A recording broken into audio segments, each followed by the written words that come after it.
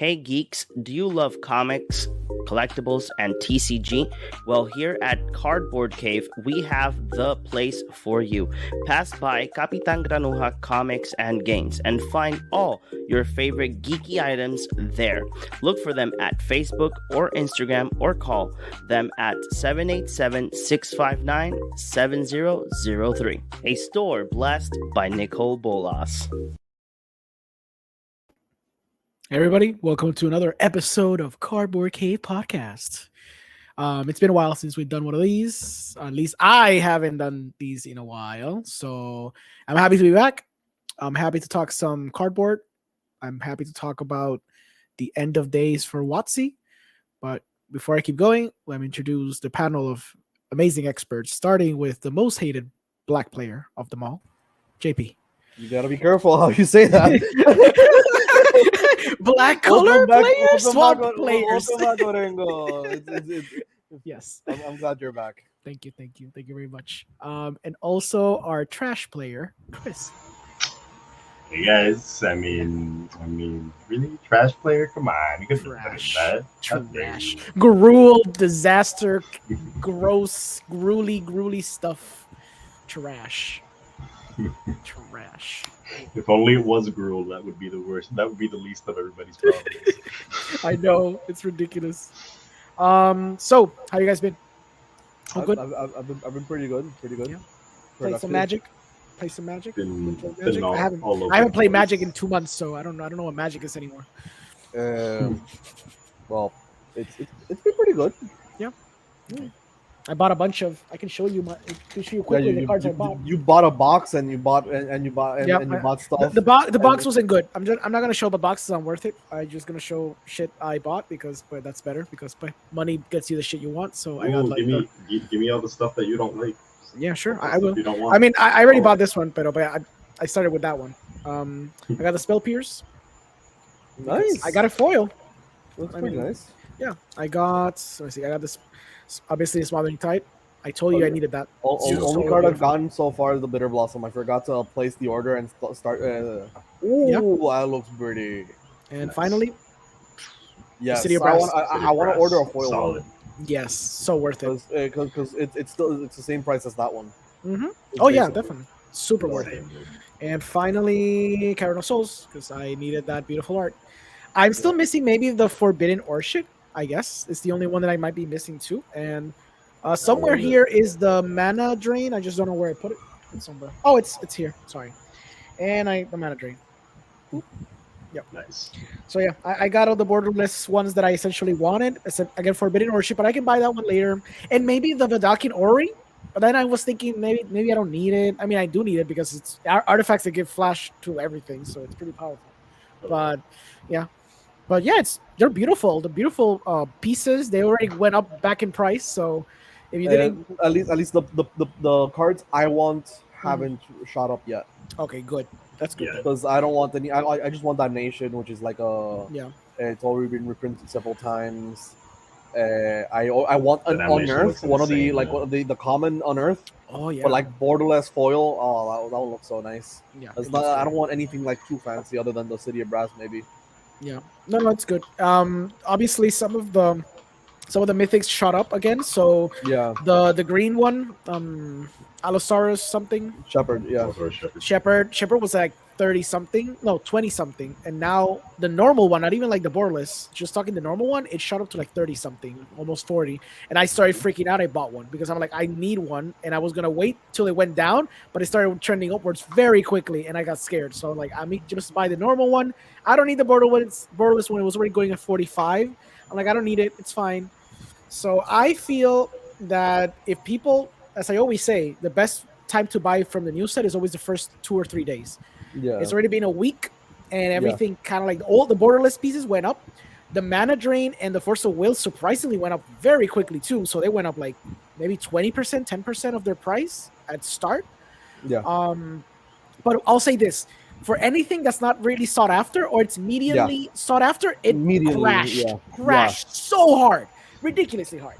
So if you were like debating jank pieces, you're good. You can actually wait a while longer, and you're probably gonna get them. If you want to get some of the borderless commons and uncommons, They're pretty cheap too. Yes.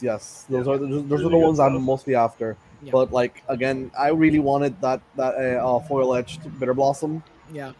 That never shot down in price. No. The foil etched version was always at $80. The problem is the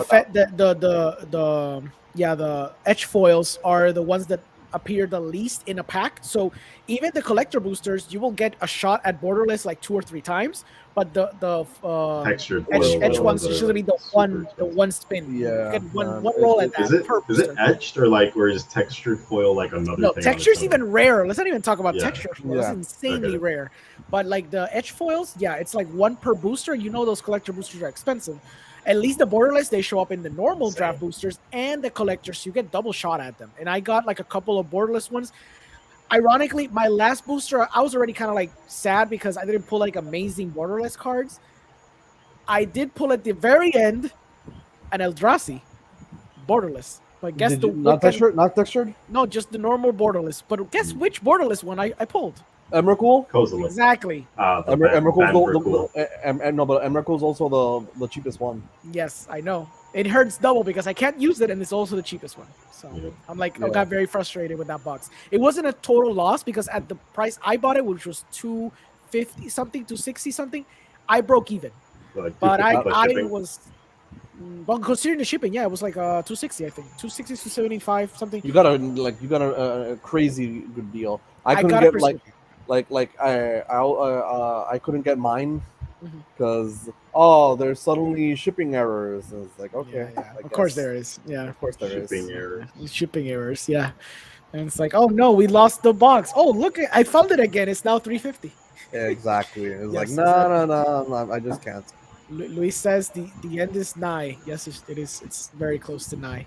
It's very close to midnight. So that's what we're going to be talking about. So let's start with the first story. It's going to be a very quick one. Let me share the screen. Give me 1 second. Let's talk about that little secret lair spoiler that came out. So there was a reveal on Reddit about a Brain Bread collaboration, which, trust me, I didn't know what the hell the Brain Bread. I thought it was Brain Dead. It is Brain Dead. I'm sorry. Brain Bread? Oh my god, it says Brain Bread in the title, but it's actually Brain Dead. So Brain Dead is a clothing brand that has collaborated with Magic in the past with limited edition clothing items. Their location is LA and has EDH nights every Wednesday.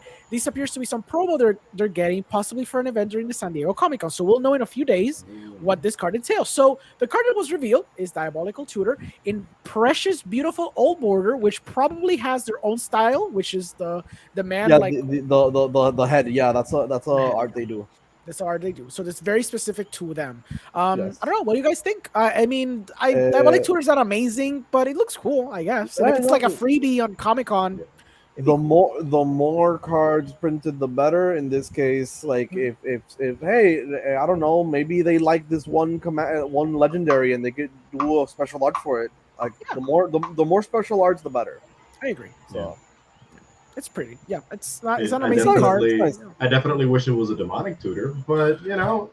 But maybe think about this: if it was a demonic tutor and they just sold it on Comic-Con or gave it for free on Comic-Con, that shit would be like $500. You'll never get it. So at least with this one, people be like, but if they gave it for free in Comic-Con, I don't know if they're gonna give those for free, but they might. It's a Diabolic Tutor, right? Like it shouldn't cost anything. It should just be a freebie that you go back by their booth. You buy like a shirt from them, and they give you that shit for free. So I'm guessing, and it's probably gonna go on eBay for like $20. It's cool. So if anyone wants like a very not effective tutor, but it looks very pretty, but there you go. You get a little demonic proof. Or this could imply that there could be other cards that come like in a little secret lair that's only sold exclusively on Comic-Con. That would be insane. So we'll see in a few days if that pans out for sure. That would be the most expensive Diabolic Tutor like I've ever seen. Oh yeah. If that was the case. Oh yeah.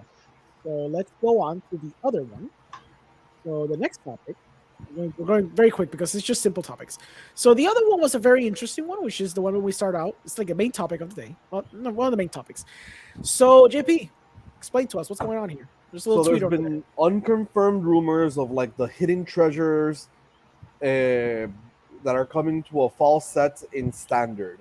So hidden treasures, I'm not sure if that's the actual like name, but that's like what I've always called them, or like what people have called them, or what I've heard people call them, is basically reserved list cards planted into standard boosters. Yes. They did this back in Zendikar, original Zendikar. You were, let's say, like you were playing the pre-release and you opened the pack and suddenly, what is this? It says Black Lotus. Yeah. And you're like, I guess you have a Black Lotus now. So what WotC did was buy reserve list cards from the secondary market and place them into boosters. Yes. What I am thinking, if this were to be true, it seems to be true. It's apparently confirmed by this journalist, so it's apparently true. We just don't know which standard set it's going to be. We don't know if it's Dominaria or Brothers War. It says fall set. Yeah, so it has to be one of the two. Even though like September is still Dominaria United comes out in September 9th. Okay. So the pre-release is September 2nd. Yeah. And then that's still Brothers War. What is technically being like? So you think it's just summer. Brothers War? It has to be Brothers War? It's probably Brothers War. But think about it. Dominaria United, the first Dominaria was keen on being like the nostalgia set. So it should make sense that it would be Dominaria for the sake of it being a return to the nostalgia, and we're going to up the ante with the nostalgia by giving a reserve list. Because I feel like they want to keep they want to keep Brothers War very centric to the story, and they'll probably give you like 7 Urzas, and that's how they're going to like cope when they do that set. Yeah.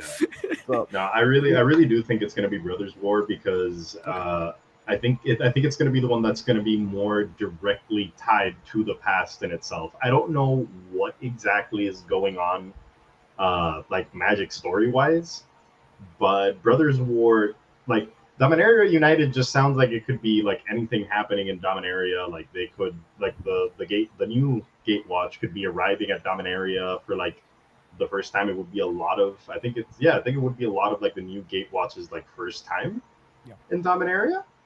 So I think that's just going to be more of an introduction. Meanwhile, like Brothers War is going to be like the full like blowout, spend your money part of the set.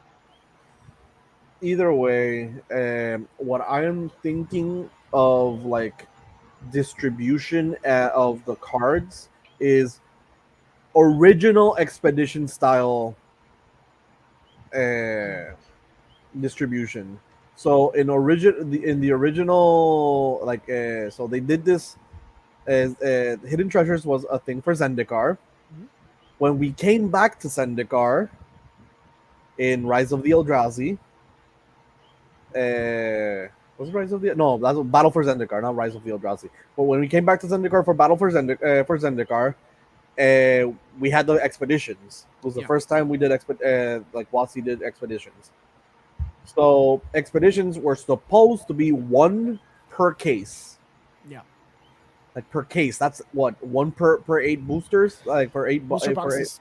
Unless you bought the Portuguese version, apparently. Apparently. That's the yeah.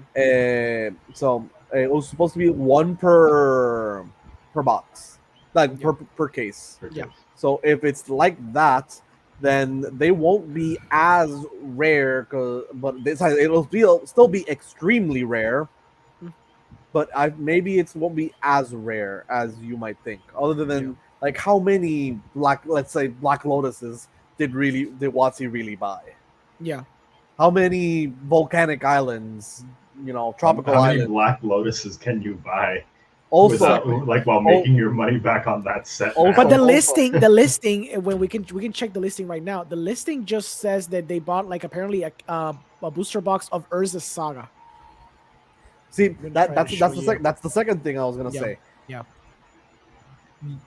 You understand how big the reserve list is? Like, there's so many stupid cards that shouldn't be there. I agree. In terms of like they're just there because they're old.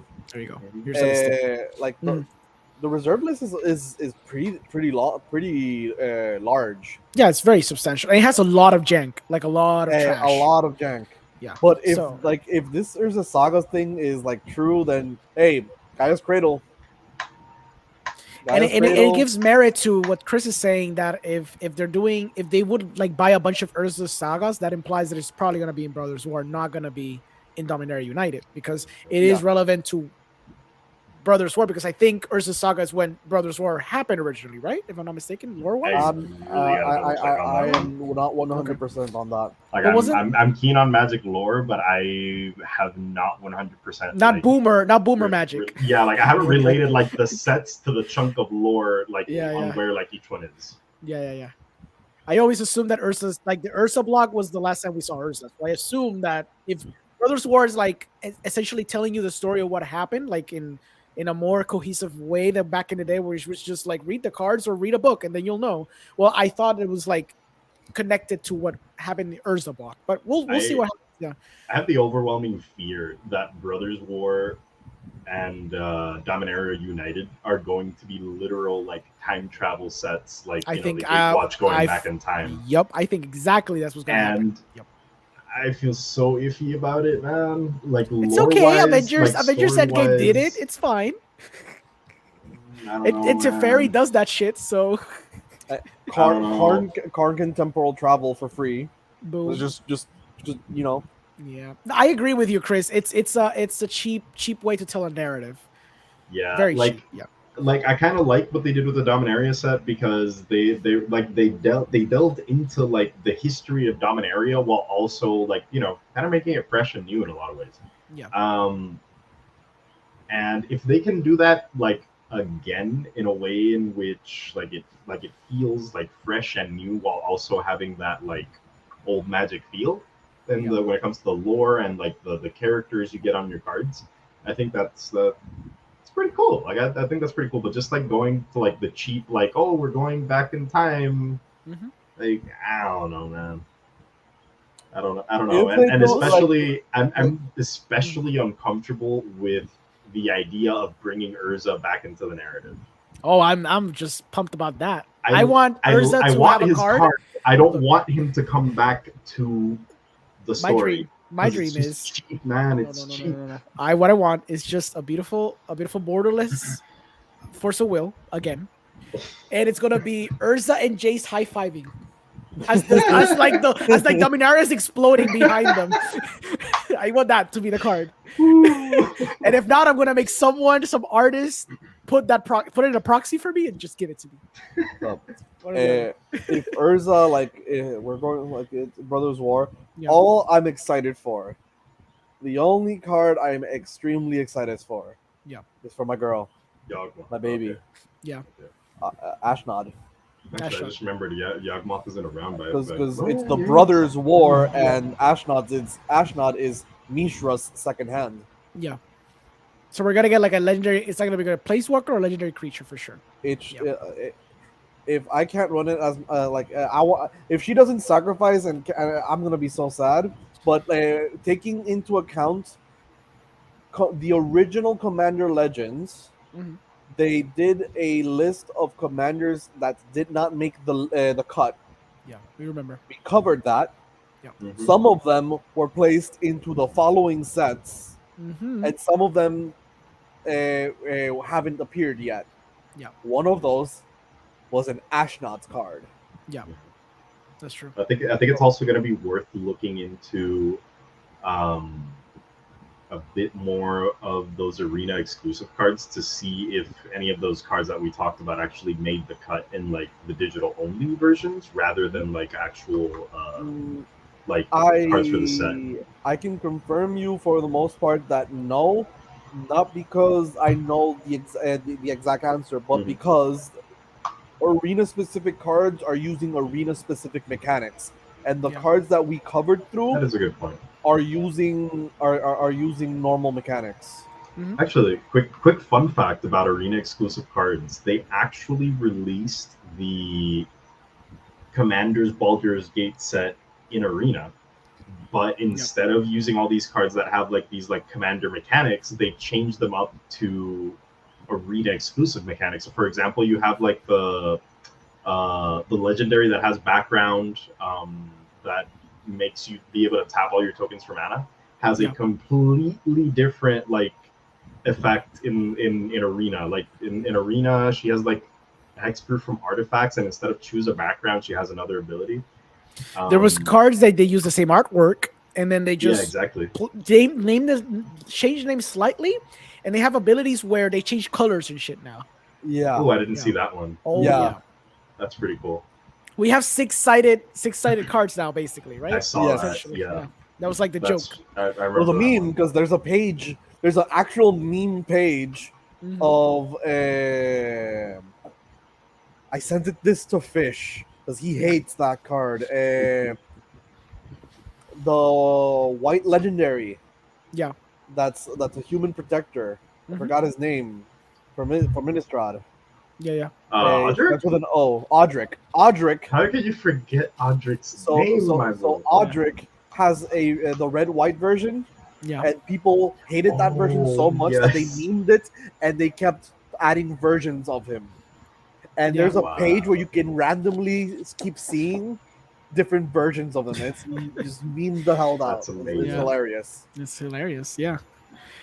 It's interesting. We'll see what this leads to. I think if there's reserve list cards in either Dominaria or Brothers War, we'll know if it's Dominaria tomorrow because, by the way, we're releasing this on Wednesday night. Tomorrow on Thursday, they should do an announcement because this is eternal hype, as everyone says. We literally just had Double Masters. Screw Double Masters. We got to talk about the new set, which comes out in 2 months, but we're going to talk about it now. So they're going to be doing a stream tomorrow, probably spoiling some of the Dominaria stuff. And if we go by the assumption there's reserve list cards, they might announce them tomorrow if they're going to be on Dominaria. I still think it's going to be Dominaria, but we'll see. It's going to be. I feel like it's gonna be Brothers War. But, okay, that's fair. How long do you guys think this model is going to be sustainable for? Speaking the of like that model eternal has hype actually slowed down. If you haven't noticed, like fine, Baldur's Gate and Double Masters was way too close. But before Baldur's Gate, there was a whole month in between. Didn't we have a bunch of secret layer stuff? You in probably between had that? secret layers and stuff. Yeah, That's that's the what I'm thing. saying. Like, And we do get spoilers every so often. So Like, the I'm problem is pretty- Yes.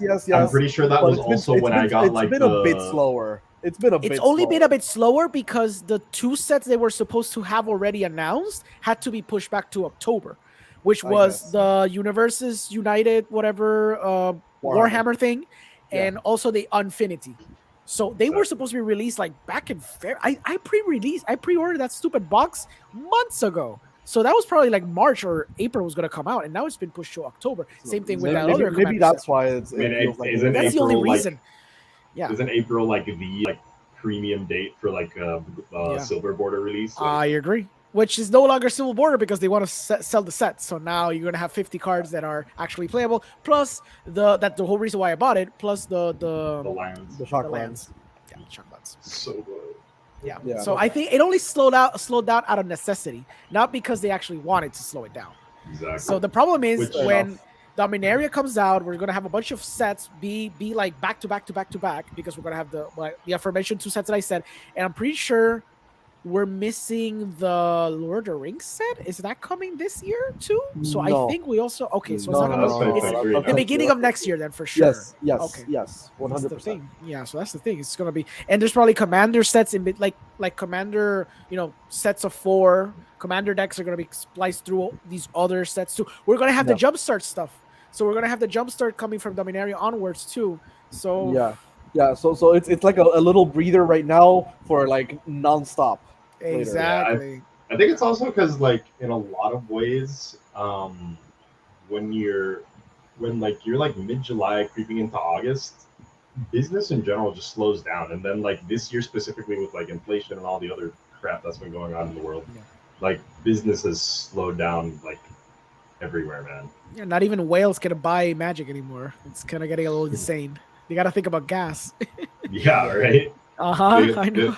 Gas. Don't like half of them have Teslas anyways. Like it's fine. Like I have Probably, people that yeah. have They're all Teslas, so it's crypto fine. bros buying Black Lotuses. That's the reality of Magic. It's kind of crazy. man. Yeah, no, I don't know, man. It's too much. I think it's too much, and it's frustrating because you see other companies like Pokemon, like the Pokemon company, and they print everything into oblivion. Like they had the last set, the one Celebrations, which I literally have like the little Pikachu thing in front of me. They had the Celebration set, which sold out very quickly. People were literally scalping them. And their solution: we're gonna print more of that shit. We're gonna print our other sets. And we're gonna print that into oblivion. They printed so hard that basically nothing's worth in that set anymore because everything got. That's what they should have done with Double Yes, and they Masters, do that man. to every stupid set. And Watsy did mention that they realized that they made a crucial mistake with Double Masters because they didn't think it was going to sell that ridiculously good. They actually come admitted. on, I admitted man. that, but I don't think there's a rumor that they might do a second printing because they kind of realize, damn, it's kind of insane. We should have thought of this already. We should have done a second printing. So there might be a chance that down the line, just like what happened with I think it was Jumpstart, they might do a second print. Other master sets that were like not print to demand. Exactly. Yeah. I think Ultimate That's Masters usually, was the most usually egregious was a one. mistake. That's Yes. usually because of a mistake. Yes, that's And true. they haven't made they didn't like, even though they underestimated the the amount they were gonna sell from this, it's still not a proper mistake. Because I remember Matter Masters 2015 had to have it was a once print set. It did not print to demand, and they they had a second printing of the set because there was an error with the printing quality. Okay. Because a lot of cards were faded. Okay. Yeah, this one doesn't seem to have a mistake unless maybe the edge foils do, but that's an issue. with the Second edge foils. podcast, damn it. Yep. Oh, okay. Let's mute this beautiful man because he's. Anyways, yeah. So we'll see. I hope they do a second printing. I really do. I hope we get more of these cards in the market because a lot of these cards are starting to rise up very quickly. Even the stupid merchant, the goblin merchant thing, he rose up very quickly again. So hopefully they'll get another second printing and crush these prices because I wanted to buy an Imperial Seal, and I wanted to buy it when I was assuming it was going to drop a little bit more. No, and nope, it shot 100. Like it reached like 120 ish, Yeah. 118, and then it shot back up. It's around 198. Imperial Seal, you I mean? lost my chance. I was gonna buy it when I was gonna be like, if it hits 90, I'll get it. It's cool. Nope, didn't happen. It went up to 150. I'm like, it's fine. I'll never get it. I'll have my Vampiric Tutor. It's $40. Just buy.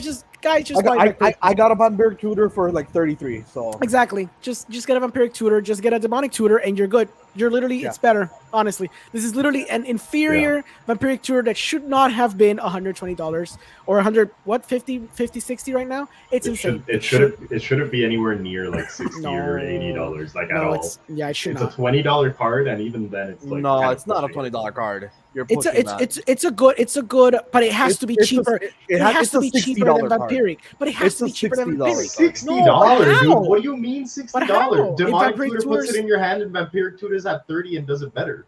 Because of exclusivity. That's why I say $60. Yes. Fair enough. We are talking about. It can't be $20. Demonic Tutor is $40. I mean, the argument could be the same for $100 like Imperial Seal too, because of exclusivity. I would argue that it shouldn't be more than 40 at best. Because I mean, I understand why it's so expensive. I feel like Vampiric Tutor is a bit underpriced right now. Oh, I agree. But it's only because it was like printed to oblivion. That's why. That's why it's so cheap right now. But so that's why like at 30 something, like it's a steal. It's a steal. It's really good. Because it was usually at $50. That was like a stable price. Yeah, so Demonic at 40. Yeah. Vampiric at 50. So maybe at like me being just like crazy, maybe if this were a just world, a fair world, Imperial Seal would be maybe at 30 then. Because it's worse than Vampiric, but it's better than Demonic. But it's technically better than Demonic because it's 1 mana. Yeah, exactly. I agree. In a fair world where Watsy prints at the rate of the Pokemon Company, yes. Although if they printed at the level of the Pokemon Company, everything would be like pennies. Yeah, I want to get into Yu-Gi-Oh. I've been waiting till August, and I kind of appreciate the way Konami has been doing their releases. Because they do like a really big release, they release a lot, and then they don't release anything for months. Yep. And it's extremely different. But seeing how prices just plummet and then go back up slowly is like, okay, so they plummet, everyone can buy, and then if you want to buy later, then you can act or sell later, then you can actually kind of make a profit if you're like really, really, really smart about it. You have to be really smart. I don't think I'll like I'm at that level of like understanding the Yu-Gi-Oh market, but I'm understanding how that works, and it's I can appreciate a different method than the constant Barrage of barrage of products. Yeah, it's insane. I agree.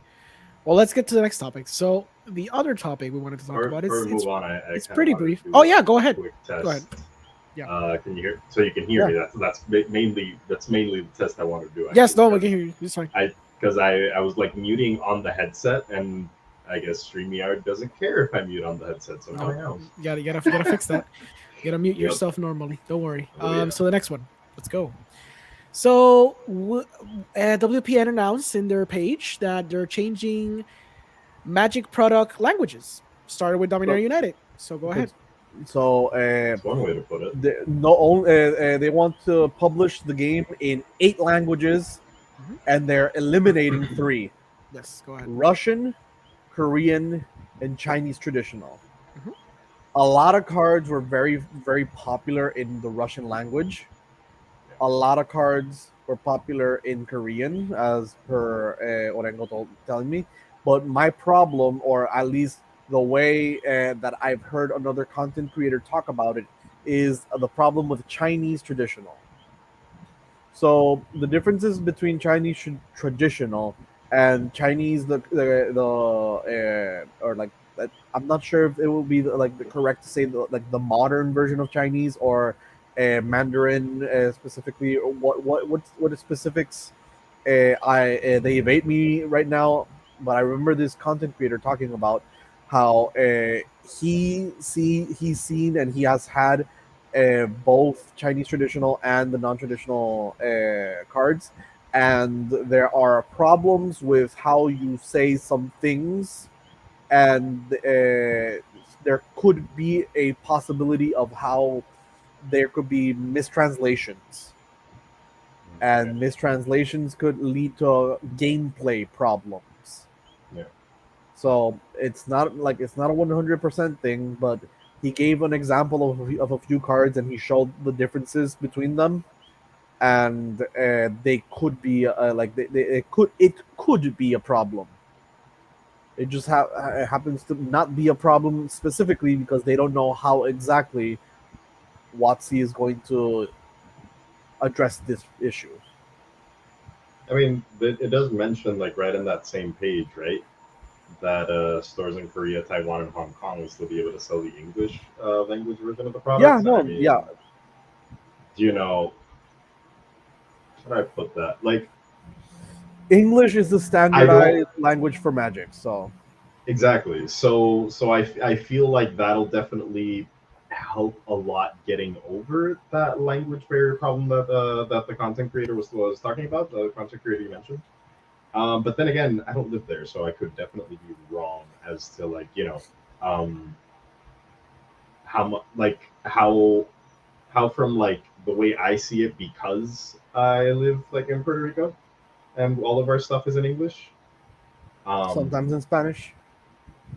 Yeah, like every once 100 years we get something in Spanish, right? We get a lot of the promos in Spanish, which is very odd sometimes. All our promos are always in Spanish. Yeah. Fish got a Confidente Oscuro recently. Like this dark confidence. Yeah, The Texas it looks one? so good. Yeah, the Did he win? Did he win? Yeah, he won. He won. That is so cool. Yeah. I like that. Yeah. Awesome. I saw one content creator talking about the fact that what he believes is the reason why they're doing this is that there's probably a lot of these cards. They probably did like a very extensive research, exactly. And what they came across was that they probably realized that a lot of these languages they don't sell as well as others. And adding to the affirmation things that JP mentioned, so they're thinking why don't we cut these cards and these products, and we have now more factories making cards that we might need double up on, like for example, maybe a double Masters 2022, or maybe more Dominaria Uniteds, or maybe more Brothers War, so we can stick in more reserve list cards, and we can pump out way more. Even like secret layers. Maybe we have secret layers that we want to like set up for the later half of the year, which I'm pretty sure the Fortnite thing is not the last big hit they're gonna give. They're gonna give us something crazy again. It's gonna be another secret layer. I don't know what, but I'm guessing they're gonna give us something crazy too to end of the year. And they might need those factories opened up in order to be able to get these products on time. Because as you realized, since they pushed 2 products back, I'm thinking that maybe that had to do something with that. And it being so close, That's what you mean. Like, you just quick before I forget. I'm thinking something very, very, very, very outrageous. Go. Nintendo Secret Lair. I could see that. Because Nintendo is famous Be a for being massive really, collab. really problematic to deal with, to work with. Mm-hmm. And if they pull it off, massive. Is it impossible? I mean, Pokemon did it with Dude. Pokemon did a collaboration with It's Nintendo. really difficult. It's really difficult. Nintendo is notoriously difficult of a company to work with. Smash Nintendo of America or the Japanese one? They're a garbage just company. Nintendo in general. In general. Because Smash has problems when acquiring characters, Yeah, I imagine. like third-party characters, and it's usually not on the end of the third party. It's usually on the end of Nintendo.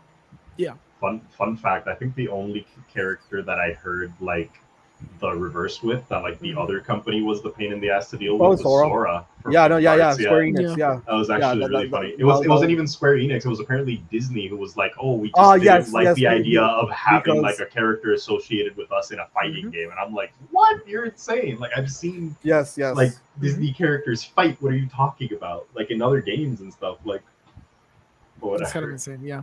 Yeah. I also think it's kind of like just something that I noticed, right? That specifically cards in Russian, Korea, and Chinese in the secondary market sell for a pretty high price. Like And Russian specifically. Yes, Russian specifically, but I've also seen cards in Chinese and Korean selling for literally double the price of a card. Yeah. There are some exceptions, but usually if I'm trying to get a cheap card, I'll get something like in Japanese and in some occasions Chinese. But like. Luis not tell us. For distributor purposes, we are North America. For promos, we are Latin America. It's pretty weird, but yeah, that's why we got Spanish promos. I mean, I don't mind. It's just weird. It's very odd. I do enjoy those. Like I think that just like describes like Puerto Rico's situation. Yeah, like in general. Very confused. Funny enough, it just kind of talks like. Yeah, it mirrors like our situation in general, man. So I'm going to bring this little topic. Chris, okay. Real quick. The reason why those cards might be a bit more expensive is maybe they're just not enough in circulation, which comes back to the problem that maybe their research told them that they're not selling these in these languages, and thus they are removing them, and that explains the price. Yeah. Plus, Russian looks really pretty, to be honest. Like, for sure. The Galag readers in Russian looks insane. Like, Which is funny because after those cards were released, them saying like we're gonna cut some languages down when we literally made it a point to make a promo in different languages to kind of like unify the community. I guess it's like a slap in the face to your own community. It's like, do you not care? Obviously, Wasi doesn't care. This is all just performative. But it's kind of funny how they just do that, and then a few months later, like we're just gonna cut a few languages. It's okay. Yeah. So I wanted to bring this one to your attention because I was browsing Reddit while you guys were talking, and I saw this little Twitter thread. So a former WotC employee started talking about the reserve list again. So he says, the MTG reserve list combo has bubbled back up. My stance, as it was when I was in WotC staff, you can't abolish it for legal reasons that would bankrupt the game, but you don't need to, and it's a thread, so it keeps going. But you don't need to. You can smash it just by printing improved versions of the cards. Make a Black Lotus that stacks for 4 CCs. make a Mox that gains you life when they ETB. But a better solution to solve the problem is a design like when a White Lotus. So when card name ETBs, you get an emblem when if you would cast it or have cast a card with the name Black Lotus, you lose the game. Tap, sack at 3 mana. You can do that to any card that matters on the reserve list, and then stick him on the list or wherever. It's good for vintage because it makes the format more accessible. It's in the spirit of the reserve list promise, and it has whatever impact on prices. But here's the thing. You have to do something like this at some point to dive into the massively untapped pool of highly sought after cards to put in boosters, because the current state of reserves is running out. You can't hammer Force of Will into every set, and the alt art only goes so far. So those are my opinions, and the crew in charge will make good decisions for the long-term health of the game. If you want to hear more on my opinions, he has a website. Doesn't matter. So yeah, what do you guys think about that? I do not understand why why printing would bankrupt the game for legal reasons. It's legal reasons, and remember it's very ambiguous, the whole legal reasons. Yes, why. But also there was a saying. There are people saying how WotC can't do it, but that doesn't mean Hasbro can't. Yes, that is true. So it's like loop. I feel like that could there still, can be legal loopholes. I feel like that could still get WotC in trouble to a certain extent. Oh, 100%. There's still the guys printing the product, no? Mm-hmm. I just don't know how that works. So there's one of the comments right under the Reddit thread. It says Maro's fact response to the question has implied the existence of an NDA contract that has tied WotC's hand, and Olba confirms it. So someone asked him, "When will you get rid of the reserve list?" And Maro says, "Never." Also, it's a topic I'm not supposed to discuss. Suffice to say, it's a promise we made a long time ago that we plan to keep. Why can't you talk about it? Someone else asked.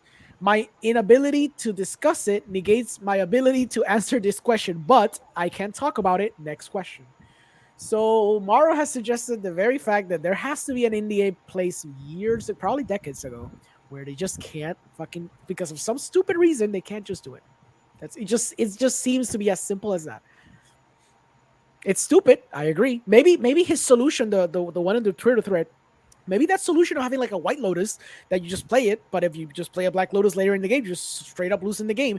It's mechanically the same, but it won't ruin the Black Lotus because it will still have value because it's still Black Lotus.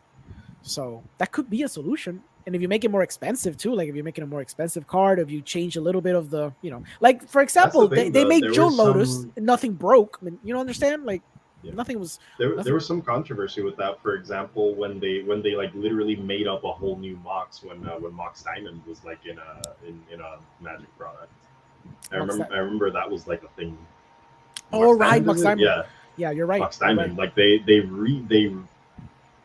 I can't remember if they like reprinted it or if they just like made. Oh, never mind. I'm confusing. I think I'm confusing a thing. Mox Diamond, Mox Diamond is the one that it just straight up got reprinted. Actually, yeah, no, I know which card it is. I'm just thinking about like the situation. No, I think the situation actually was just that they like blatantly reprinted it into Karn. The Karn Silver Golem is a reserve list card that blatantly got reprinted in From the Vault Exiled, and then they were like, "Oh wait, this is technically not breaking the reserve list, but technically breaking the reserve list." Oh, I didn't know that. Oh, it's true. That's a very old card. You're right. Karn Silver Golem is in the reserve list, and then they gave no fucks because then they printed it like in a commander set. I think a commander deck. Didn't they do it in a commander deck? Are you sure? No, it's never been printed again. It has one printing in and it was an oopsie. Destiny. And a second printing, which shouldn't have happened, in the From the Vault, which is the same. It's the same thing happened with this oopsie because Gaia's Cradle and Wheel of Fortune both have Judge promo printings. Both of them are in the reserve list, and they're like, technically we didn't break the reserve list, but technically you reprinted the exact same card. So yeah. That's true. Yeah, they dabble a lot in that, and they try to thread the line. So I kind of understand why they say never now. Mm-hmm. Like thinking about it, they've tried. Basically, it's not like they haven't tried. They've tried. It just hasn't Every happened. time, every time they just catches them. Yeah. Yeah. So I won't be surprised if they keep trying. Yeah.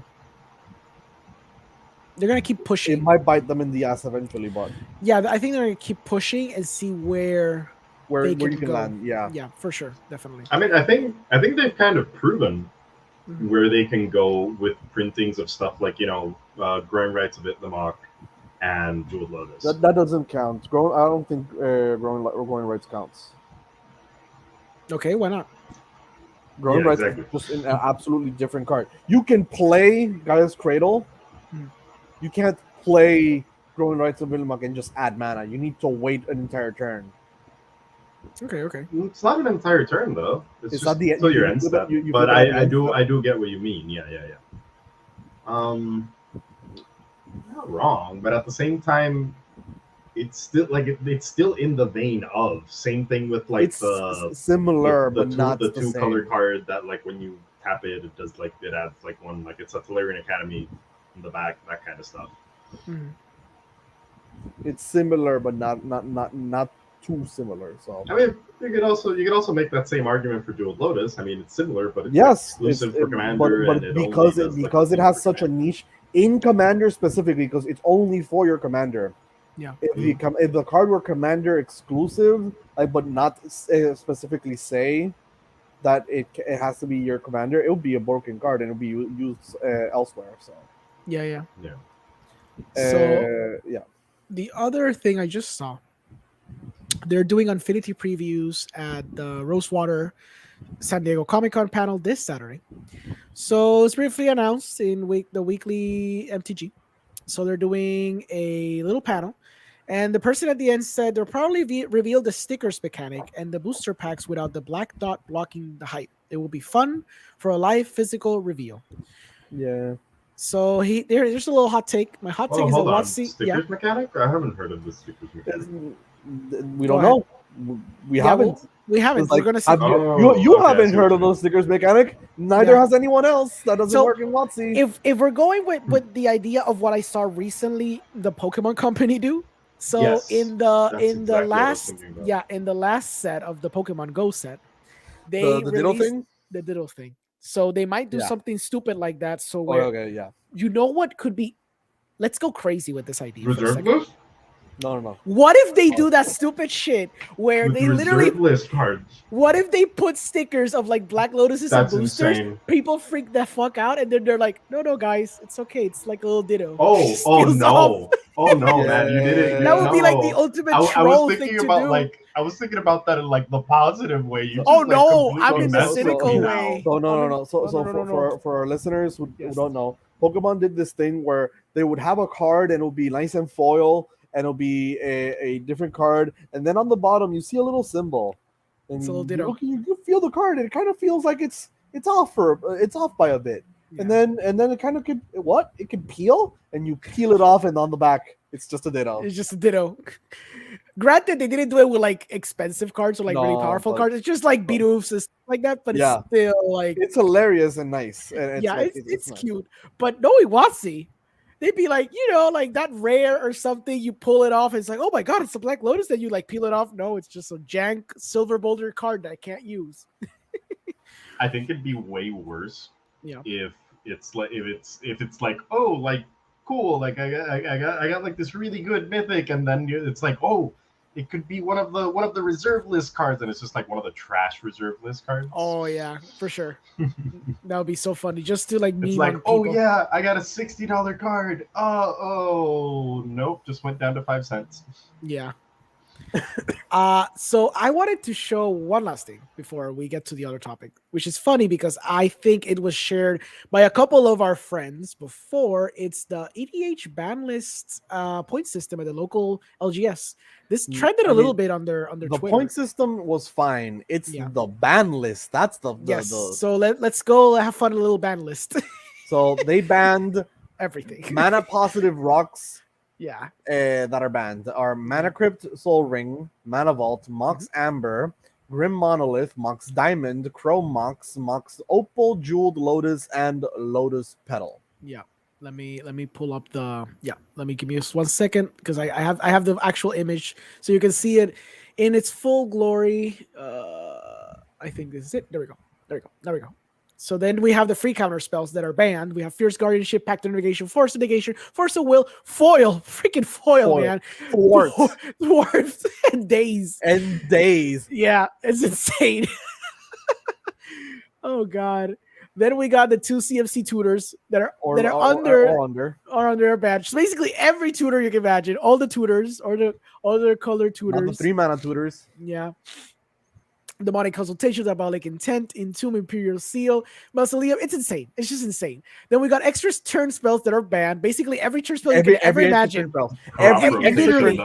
Literally every extra turn spell. Yes, it's the very time bender. Isn't that like the Planeswalker? Yeah, the Planeswalker that comes down for 4? Or is that like the one that comes down for 6? It's a Fairy Master of Time and Time. Time Bender is the 6-mana one. Yes. Is the Planeswalker deck one. Yeah. Yes, that one. Even that one is too much for this stupid list. We even got Warrior's Oath, poor and Warrior's Oath. For some reason on additional ban list. Yes. Thassa's Oracle, Ancient Tomb, Cyclonic Rift. Yes. I was literally telling our friends when this got posted in our chat, I would just literally not be able to play any of my decks right now. Anything that I have brewed. Yeah. I can play a Yara. Yeah. I can play a Yara. Okay, what I have Enlightened Vampiric Tutor. Yeah. And so I take out Vampiric Tutor, I take out Soul Ring. Mm-hmm. I'm pretty sure that's it. Yeah. So then what do you guys think about the point system? The casual commander point system? The point system is fine. Last man standing in your pod, plus 1 point. Casting your commander from the command zone, because sometimes people don't. Yeah. +1. Saving at least 1 player from defeat. I hate that rule. Yeah. Well, it's very political in terms of casual gameplay. Yes, it creates with a table that casual. I think it's fine. Saving someone for the sake of saving someone. Oh, I see what you mean. Just for the sake of getting a point. Exactly. But that could turn into a political power because you could be like, I'm gonna save you, but just I'm doing this for a point or whatever. You can find a way to kind of okay. Then killing at least 1 player in a turn with commander damage. I like that. Mm-hmm. Pod favorite optional, and that's a player vote. It's okay. Find those. It's okay. No, I'm just not okay with just giving people out free points. Yeah, for just being popular. Reaching 100 life. Exactly. It's actually decent. Yeah. It's not that common unless you're a dedicated life gain deck. Exactly. Like you have to be a dedicated life gain deck. Mm-hmm. Defeating an opponent with commander damage. That's cool. Isn't that already? Hold on. Yeah. Player? Killing at least twice. 1 player in a turn. Commander deck. So it has to, it's double. It's 2 different things. But no, it's a 1-hit KO. Like the first one is a 1-hit KO in which he doesn't have any commander damage. You slap him for commander damage and he's dead outright. And then the other one is just killing a player with commander damage progressively. But I rather just have the second one and then just not have the first one. Exactly. Yeah. Playing 5 lands in 1 turn. Mm-hmm. That's cool. Yeah, that's fine. Ultimate of Planeswalker. That's actually decent because it can be quite hard. Milling at least 50 cards from one opponent's library. I dig it. It's okay unless you have Brain Freeze. A spell with casting cost 8 or more. Yeah, like an Eldrazi, I guess. Yeah. Generate 20 or more tokens in 1 turn. I suppose that infinite. Last one is probably difficult. I went infinite. I did generate 20 more tokens. Yeah. Yeah. Draw 20 or more cards in 1 turn. I went infinite. Oh, look. Draw 20 or more. Infinite. Yeah. Control 5 or more permanents you don't own at the same time. Those all sound like blue stuff you can do very quickly. Yeah. Control 1 permanent of each type at the same time. Each type, that's never. People forget that tribal. People forget that tribal is a type. Some decks just don't run tribal cards. Yeah. Tribal is a type. It is not a super type. It is a type. Yeah. That's interesting. Is there tribal permanence? Yes. Bitter Blossom is a tribal enchantment. Oh, true. Yeah. And then there's the other tribal enchantment. It grows that's the goblin Goyf. one. Thus, it is a type. The Bogar shenanigans. Also, I hate this part because I just, in general, don't like negative points. Mm-hmm. They feel bad. Yeah. Failing to cast your commander. Oh, I killed you. Like your commander's worth 7 mana, but I killed you. Guess you get a negative point. Yeah. Attacking a player in last place. I mean, that should who's in last not place? that shouldn't even be up. I mean, the person who's probably behind, but that's so arbitrary. How can you define who's in last Chris place? has no permanence, but he's tutored 20 times, and his he's in last place. He's in last place. He has nothing in the field. He has 17 health. Oh no, he's in so much danger. He's not gonna combo off next turn. Unsportsmanlike conduct is also very arbitrary. I like it, but it's also very arbitrary. And searching your deck for more than 30 seconds. Yeah, that's always that one I find ridiculous. Yeah. Like especially considering that they've eliminated so many tutors. Like who even cares? True. All the thing you're gonna be doing is fetching for lands. Sometimes you need a specific land when you're fetching with a fetch. What if Yeah, that's true. Like what do you expect? Like if I'm using my fetch line and I'm trying to get, I don't know, I guess it's trying to dissuade you from like searching in general, because again, this is all for this is not for like try hard commander like we do. It's for casual. Gonna play Marilyn of the Morn song. Just make everyone search. Oh look, you last too long. -1. You last too long. -1. Yeah, exactly. So I think it's it is for casual, very casual commander. I guess it's not horrible. I don't agree with a lot of things. Yeah. I don't call people out, but a lot of people, just people we play with, everyone has their own version of what commander is. Yeah. And there are a lot of different things that come into that thought process. One of the details is people want to play, apparently people want to play 12 plus turns. Yeah. And people want to be, play a long game. And that's completely fine. This ban list helps with that. But it's too much. It's too much. I think I understand. I understand the perspective of people wanting different things of one format because it is a casual format. But I do not want to be playing a 3-hour game, a 4-hour game. I made my decks, so at least I can finish a game in less than 4 hours. I won't say I clearly have a set of power levels in mind with my decks, and that's something that also affects what you are going to be playing. But that ban list just it sounds like you want green to dominate because nobody you banned a lot of the strengths of blue. Yeah, a lot of them.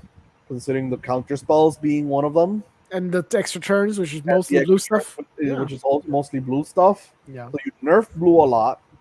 You nerf black by removing the good tutors, which is black's strongest thing.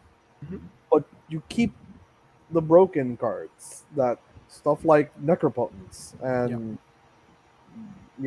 I understand Thassa's Oracle. I made it clear I do not like the Thassa's Oracle thing. Is mostly because it's a trigger, and it's annoying because you need to deal with it on the stack, not in play. That's the only reason why I don't like it. But if you could deal with it while it's in play, then I would. I feel like it's more than fine. Like having a basically 3 mana, I win. Yeah. So I understand that ban, but everything a lot of the other things are too much. Yeah, I agree. So final little thing I saw. I'm sorry, I keep browsing on Reddit and I keep finding cool shit.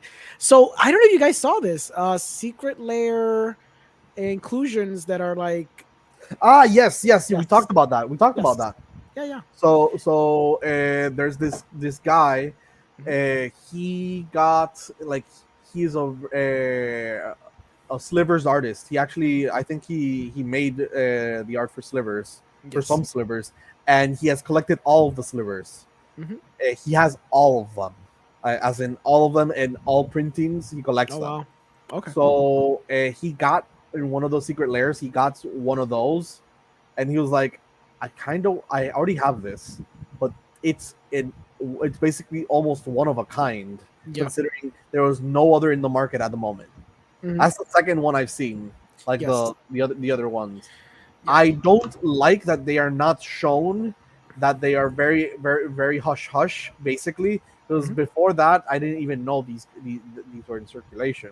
Mhm. But there's a problem, it's nice, oh yeah, you added new cards, but the problem being that it's basically an entirely new card. There's no version of that card anywhere else. And you might think of this as basically an additional secret layer within a secret layer. Wait, The- hold on. Like Secret layer is these are like completely new slivers, not like a no, reprint of a sliver. they are the actual card is a reprint. The Oh, version of the card is okay. original. There Exactly. is no other version of this card. Yeah, because it's not extended art. It's not a thing. Yeah, There's no slivers who are extended. there are art. no slivers in the arts. Yes. So it's not I a new think that's thing. I think that's really cool though. It's I- cool, personally. but then it creates a basically the secret layer within the secret layer. Exactly. And it's that's the actually going to problem. incentivize people to start buying secrets in the hopes of getting these lottery cards, which already was a problem a few months ago when they started introducing like the persistent petitioners and the different art styles of the persistent petitioners, the artifacts that were like in a very different art style. Yeah, I forgot what the art style was, but I remember I wanted to buy a few of them, and then I was like, screw it. They were trying to experiment with just having like essentially lottery cards, and we remember the what was the card that was that had a number? It wasn't even like it was Vecna Vasir Seer or something like that. Yeah, Viscera Seer. Vasera Seer, which was numbered. There was 100 in the market. Well, in the secret layers, hidden away like a lottery card. So this is just the next level to that. Yeah, I think they're gonna keep doing this shit. I think it's gonna be like an incentive for people then to open them up, post them on social media, on Reddit, and then people be like, shit, I missed out on that secret layer. I'm better get on the next one because I might get one of those cool, very, very exclusive super cards. I have like 2 secret layers I haven't opened up. I don't even know if I have cards like that. But it's like exclusive upon the exclusive. Oh yes, of course. Yeah. That's I feel like that's a problem. That's yeah. I really don't think it's a problem unless they start doing something ridiculous like inserting like a mechanically unique card. I think that they learned. I hope let me rephrase that.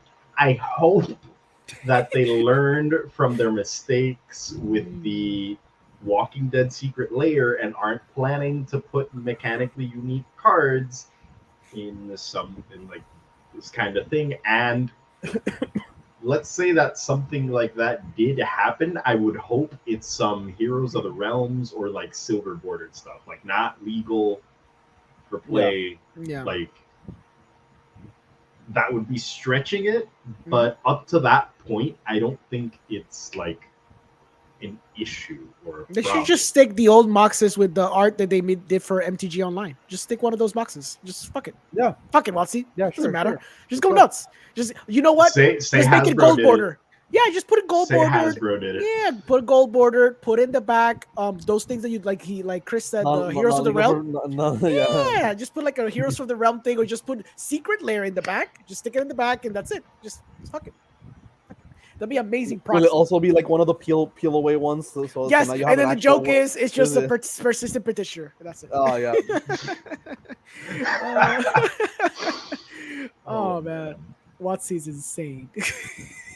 Yeah. So we had one more topic, right? Yeah. We had speaking of commanders and the ban list and how we choose to build our decks, how do you guys choose your commanders? And within choosing them, how do you build your deck? Okay, I'll go because I think I'm quick. Yeah. I am a filthy net decker. That's for starters. Yeah, but how do you choose your commander? My commanders are chosen. Generally, because it has to be generally speaking, this is my perspective on your decks. Okay. Your decks are blue. Yes. But they don't have to be blue. Yes. Because look at Anji Falconwrath, and you really enjoy that deck because you just tap, draw, tap, Yeah. draw, tap, draw, and you keep on drawing cards. Until I win somehow. And if I don't win, then it's the next game. Yeah. Yeah. Yeah. Basically, it's very blue-ish mechanic, Mm-hmm. but it doesn't have to be blue. Yes. For the most part, it is. Yes, I have the teamer one, the one with the dinosaur. That's Yes. supposed to be like you one-shot a player, but then Yeah. I just play extra turn spells. And then you keep Granted- on extra turns. Yeah. Exactly. I just copy and it plays its tile, which is almost blue as well. Because I Yeah. just copy, and then either do an extra turn spell or I'm gonna kill you. Yeah. Yes, essentially most of my decks are designed around the idea of blue. They're not necessarily blue, as you said, but when choosing, I'm trying to deviate from that because I realize that's mostly my playstyle. I don't have like a Timmy deck. I don't have like a Tron deck or something like that. So I try to see what commanders come out, what legendaries come out every set. And I'm like, if something really piques my interest in terms of something that seems very powerful, like the last big deck I committed to was basically Oscar, because it was artifacts, which I enjoy, but it's in a play style I generally don't do, which is Boros. Because I tried Boros so many times and I never can get into Boros. But I then feel like you would enjoy Feather. Fabiola has Feather. And I Okay. built that deck for her because I really do like Feather, but I'm like, she should have something different than Tuasa, because Tuasa, it's like, essentially both decks are essentially the same. Voltron because- decks, Yeah, exactly. They're essentially Voltron decks. but like Feather generates a lot of cards. Oh, yeah. It's a lot And, of card like, advantage. yeah. It goes very crazy. Her deck goes insane. The only thing it's missing is more protection, which I try to help her with that. But, there's just some cards that are kind of expensive. So, but for the most part, yeah. But generally, my play style is, obviously, it has to be a card that's either supremely powerful that I cannot ignore, or it has Urza? something. Urza, exactly. When Urza came out, these Yeah, guys know. you dropped I- everything. You dropped I- everything. You yes. dismantled, I think, 2 decks and then Oh, yeah. made Urza. I could not resist. When I saw Urza, I saw how broken he was. I was like, this is the deck I need to make. This is the deck my life has been waiting for. Before it was like Baral, and I used to have Tasa because not Tasa Oracle, like Tasa the god, because I liked her because she was not someone that She was not people would threatening. target. She was threatening, non-threatening. but I could play blue and she could give me a free scry. Then I did Baral, but Baral obviously puts target on your back. So when Ursa came out, Ursa was so powerful that even with a target on my back, I can try to win. Yeah, you I can keep on going. Yeah. I can keep on going pretty quick. But generally, yes, I think my playstyle is like, in terms of how I build my decks, I try not to be like a full net decker unless it's for like something I want to try to do very competitively. What I generally do is I go to EDH Rec and I see what the combo pieces are, what the stuff it needs to be like semi-playable, and I try to see what I have, and if I'm missing something and it's not that expensive, I try to make a little list. I try not to go over maybe like $100 if I don't want to fully commit to the deck, and then go nuts. The last time I did that was for Tayam. Tayam is the Absent deck that basically reanimates. Yeah. When I kind of like saw all the pieces, I liked it because it's a lot of pieces that I did not have. So it was cool because if I ever dismantle the deck, I have a lot of like Absent stuff that I can put in other stuff.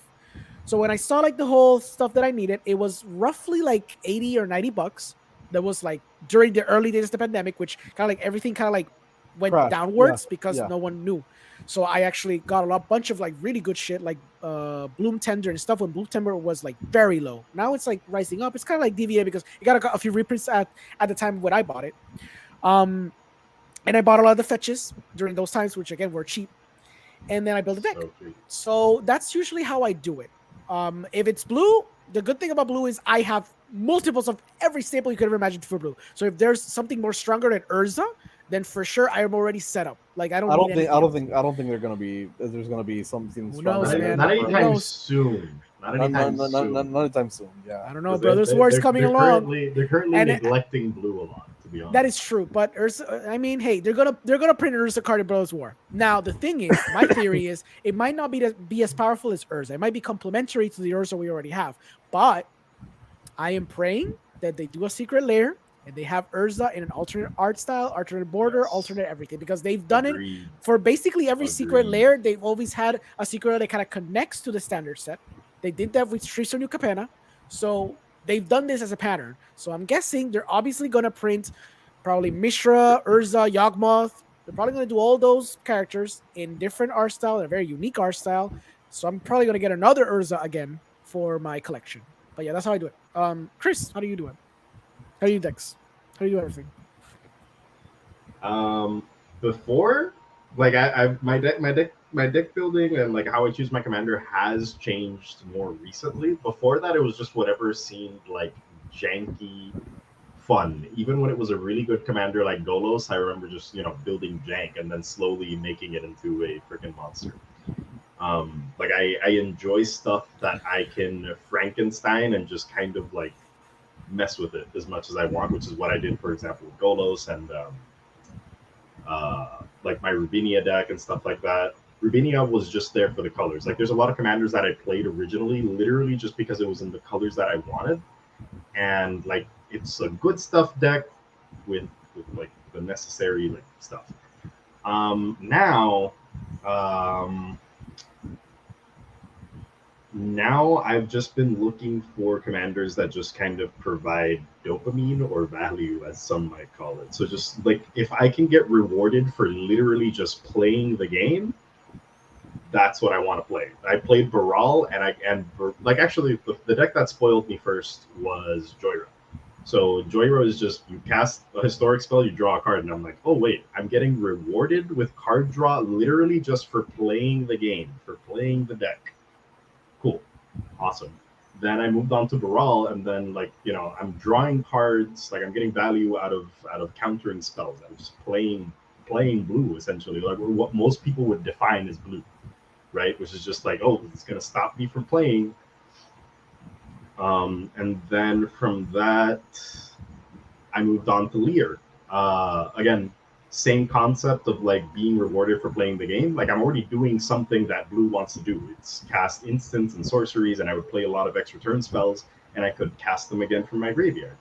So it just felt like I was rewarded for just throwing stuff into the graveyard, which is part of the game of Magic, period, right?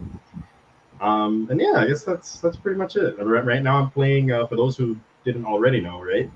I'm playing Thrasios and Timna. Now my like deck philosophy has just kind of been how many, like in these colors and because of this commander's mechanic, how many 2-card combos can I stick in it?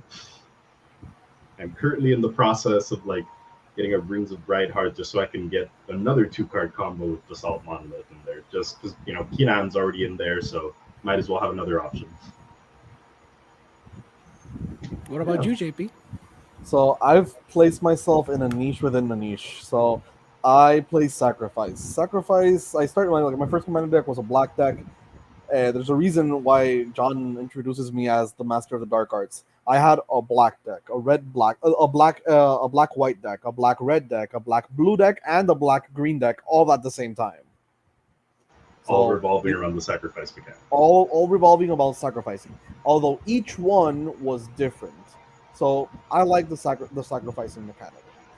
It's not a specific mechanic, but you just sacrifice and you do something. I enjoy that, and I know how to navigate through those lines of play very, very well. So what a lot of friends of mine say is that I basically play Yu-Gi-Oh while playing Magic. It's like that's basically how I play the game. And as such, you get to do a lot of stuff that are usually not as common in colors that you wouldn't assume so. One of my favorite decks I've ever made, which I remade again, and it just wasn't the same.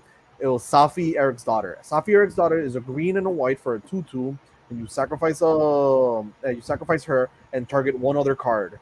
If that card, like one other creature, if that creature would die and go to your graveyard, it dies, goes to your graveyard, and then it comes back into play. So it's just green-white Reanimator. The reason I chose her is because she sacrifices herself, but also she's Reanimator. So she's green-white, but she's black. My current favorite deck is Osgir, and he can sacrifice an artifact to give himself +2/+0. So already there, the sacrifice. I can abuse artifacts and artifacts going to my graveyard, while also his second ability basically reanimates artifacts. It exiles them and makes 2 copies. And at first, I was very hesitant because I was like, exile sounds horrible. Why would I ever want to exile my stuff? But it doesn't matter if you just keep on, if you can just bring it back from exile, if you can just make multiple copies. So, now I have 2, no, now I have 4, no, now I have 8. So it's fine. I lost 1, I have 8 now.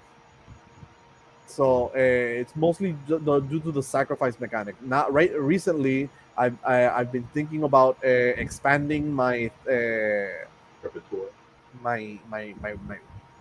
my cards and my commanders, and making a commander before I put myself into this niche. It was a commander that was in the niche, but without being in the niche, and that's Gitrog Monster. I have all the pieces to make Gitrog Monster broken. I have he's basically a CEDH. He is a CEDH deck. Yeah. And when I look at my power levels, I'm going to get Breya, Ethereum Shaper, and I'm gonna buy the precon. I'm gonna rebuy or remake the precon, and then I'll keep it at its precon state. That way, I have what I would consider a 5, being the precon. My 6 would be Jolene. You know, it can pop off, it can be fast, but for the most part, I'm just smacking you in the face as much as I can. Yeah, My like 7, there's no real game plan other than smacking face. make treasures, smack face. Ayara would be my number 7. Osgear is 100% an 8. I have a Kaikar CEDH deck, but because of the nature that is Kaikar, he is not the most optimal. He's not the most optimal Jeskai commander. He can just be explosive. I would consider him a 9.5 basically. So it would be basically my 9. I don't think there's any more room. Like the difference between 9 and 10 is like barely, in my opinion. And then I would make Gitrog as my 10. And I have several power levels. They all sacrifice. They all do that one thing I enjoy and I navigate very well. Mm-hmm. And by adding Gitrog, maybe I could just add more stuff like that. So maybe even touching, I was thinking Arkham Daxon, but then I'd have way too many artifact decks. Yeah, and which is kind of my problem a little bit. That's why I only have Osgear and Ursa. Yeah, because one of the problems is artifacts is very easy to sacrifice. Mm-hmm. That's one of my problems, because I could make a Oswald Fiddlebender. I can make that. Insane. I can make Arkham Daxon. I can make, like, you know, there's so many things I could make that are a problem in terms of alternating my strategies, which is also another thing I take in consideration when choosing a commander. Mm-hmm. My red-black commander was burn aggro, but it's sacrificed to do so. Yeah. My red-white commander was drain but tokens. So, okay, perfect. My green-black commander was like huge beefy creatures. They all sacrifice. They all share. Like, a lot of my cards are basically shared between them, but they are doing absolutely different strategies, even though they feel like they would play the same. And my blue-black deck was a zombie tribal deck, which includes tokens, includes drain, includes sometimes like big beefy zombies, but it's a tribal, so it's different. Right now, my mono black deck is a pure drain deck. Before that, I made Yawgmoth, which is a combo deck. Yeah. So even though they all share a specific type, a specific style, they play differently. Gitrog plays like it's a mill deck that's a combo deck, but also a lands deck. Yeah. I was actually planning on on that note, right? One of the things that I was thinking about was just picking up card draw as like a thing. So, and then just I was thinking of remaking Joyra, for example, to just jump on card draw, then making Sithis. I also thought about Gitrog because I think Gitrog draws you cards when you like sacrifice land, right? Whenever a land touches the graveyard, goes to the graveyard from anywhere, you draw a card. Yeah. So I was actually thinking about like that. So I already have all the pieces. Like I just need to like get more of the tutors, fetch lands for that deck. I feel like I'm missing key like protection pieces, but like I have the Veil of Summer and Autumn's Veil. I have a Vampiric Tutor. It'll be a CEDH deck, so I don't mind proxying. So I could just I already have a proxy of Imperial Seal. I'll just stick that in. For the most part, I think I'm missing one of the rituals that I already have in Ayara, but I'm not dismantling Ayara. So I need to get that. And I'm pretty sure I'm missing Culling the Weak. I have one in Ayara. But like Culling the Weak allows me to cast Git Rock on turn 2. So yeah. So you play a land, you play an elf. Turn 2, you play a land, you tap the elf for mana. Let's say it's a green mana, and then you tap a land for black. You cast Culling the Weak, sacrificing the elf. Culling the Weak adds 4 black, and the elf added 1 green. You play Gidrog with 1 land open, and then because you played Gidrog, you can play a second land per turn. Put Jeweled Lotus in there too? Maybe. But with those 2 lands, if I already have Oblivion Crown, which I do have, I can tap the 2, flash in, because if I'm not mistaken, it has flash in the enchantment, and combo off on turn 2. Fabulous. I like that. Horrible. I like that. No, that wouldn't be horrible. That's great. I like that. I like that, JP. Keep giving me ideas. Let's go. But it's such a another thing that really scratches the itch in my brain is combos. I'm very much a Johnny player, but I don't like 2-card combos. I like to work for my combos. So when you destroy one piece, I'm like, haha, that piece didn't matter because now I can do this and just keep on going. Because let's say you play Thassa's Oracle, I counter it. You're done. That's it. Yeah. What do you do? No. What do you do? No, that's not true. Okay, you try to counter back. I have another counter. Okay, fine. You know?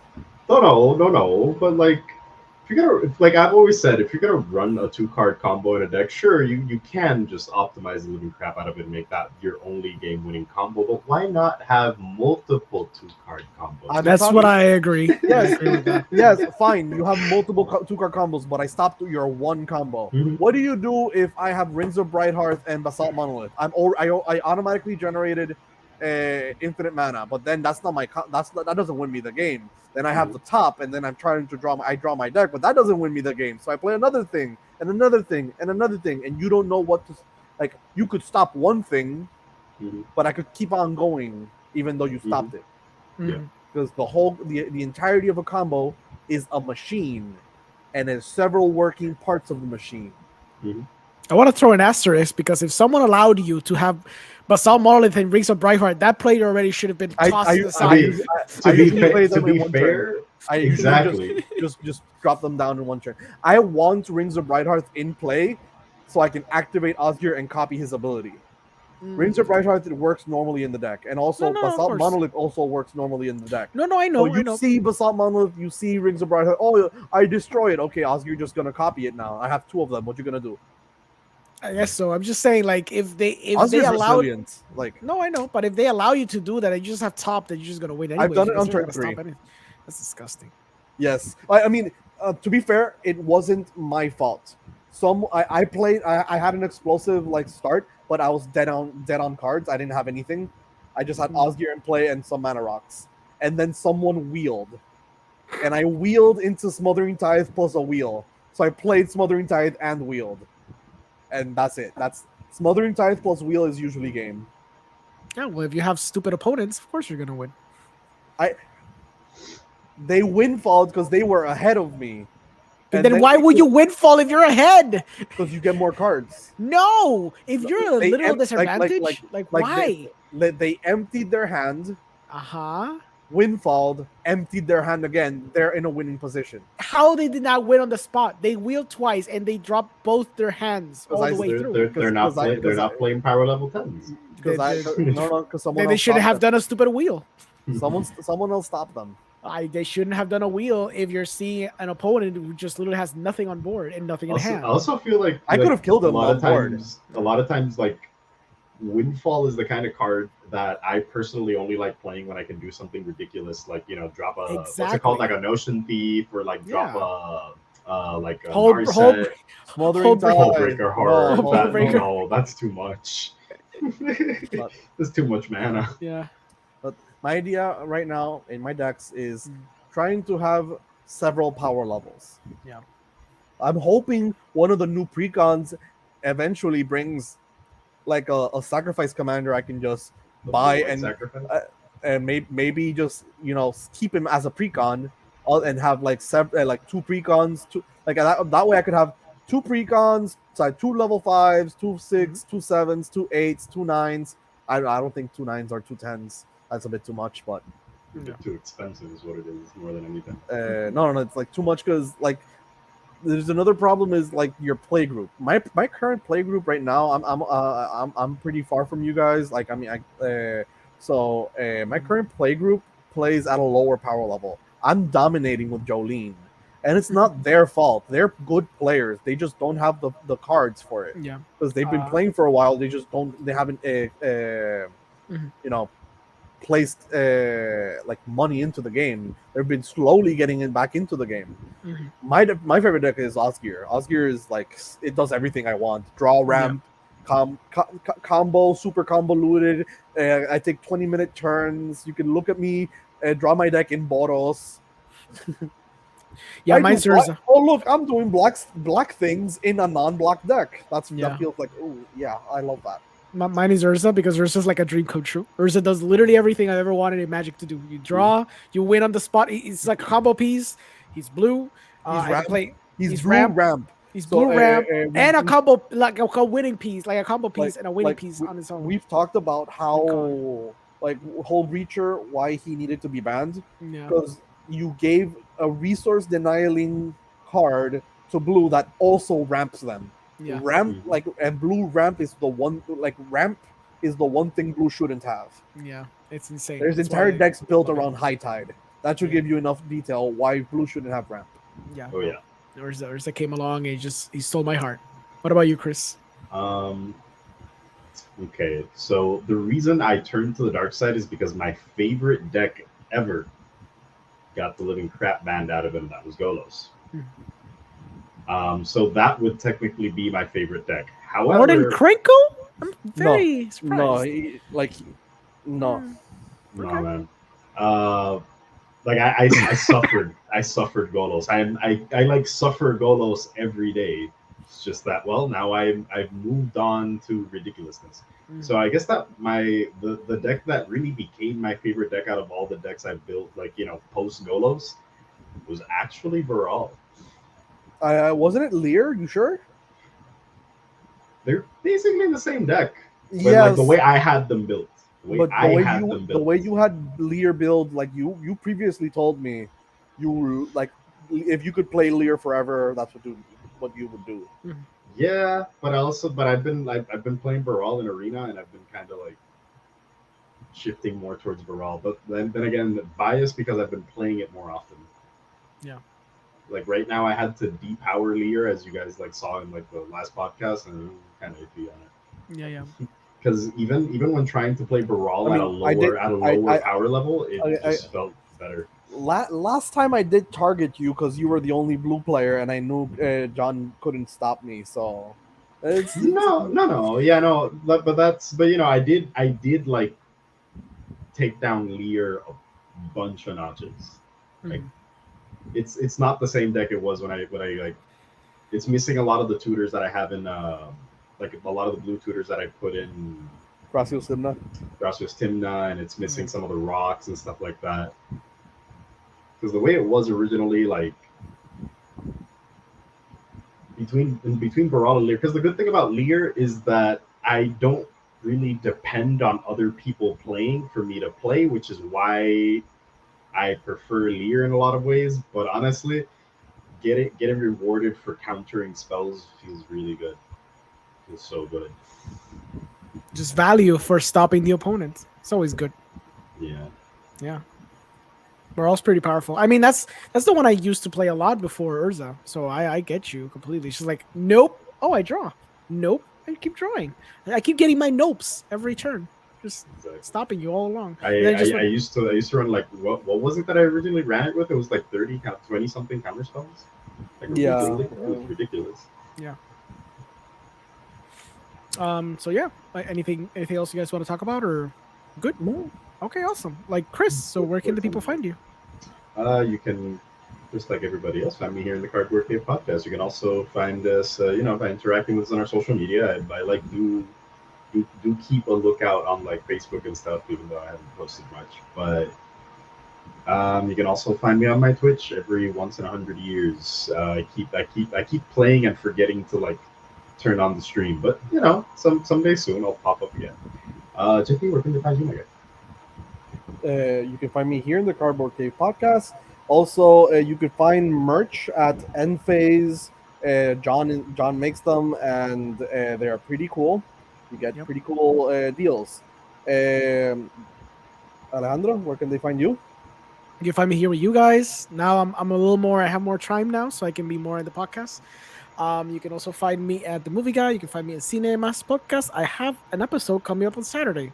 I had a little interesting conversation. I pre-recorded with one of the directors of a film that's actually in theaters right now. It's a documentary of agriculture in Puerto Rico. So it's very interesting. It's a very nice conversation. You can also find me in XP Richport, in After School Club, and in Cine Nerds. We also give me a second. Oh yeah, the After Sleeves. Yes. So the After Sleeves. I forgot. You don't have the. I don't have the. I think I have the video, but I'm not sure which one it is. But I'll throw the little video at the end. We have an affiliate partner with Ultra Sleeves. You get 10% discount on your purchase if you go there and write. If I'm not mistaken, it's Cardboard Cave. This one, right? Yeah. There you go. Yeah. That's You can make your cards spicy. You can get Thrasios with huge anime plot. The Jolene Jolene Cujo, the from JoJo, for Jolene. I'm getting it. Awesome. It's beautiful. But what was the code? Do you remember the code? I don't remember the code. If I'm mistaken, it's Cardboard Cave. Oh yeah, it's that simple. Okay, yeah. Go to Ultra Sleeves, Cardboard Cave. Get some nice juicy sleeves. Help us with the channel. Help us grow. Help us get better. We're trying to get better. I haven't been in a while, so that's why I forgot about the Ultra Sleeves code. But yeah, awesome. So hopefully we'll see you in the next one. I don't know if we're gonna have a Commander game soon, but I know we'll definitely be talking about whatever the hell they're gonna be talking about on Thursday and on Saturday. So we'll have a bunch of spoilers to talk about on next time. So yeah. See you guys on the next one. Hey geeks, do you love comics, collectibles, and TCG? Well, here at Cardboard Cave, we have the place for you. Pass by Capitan Granuja Comics and Games and find all your favorite geeky items there. Look for them at Facebook or Instagram or call them at 787-659-7003. A store blessed by Nicole Bolas.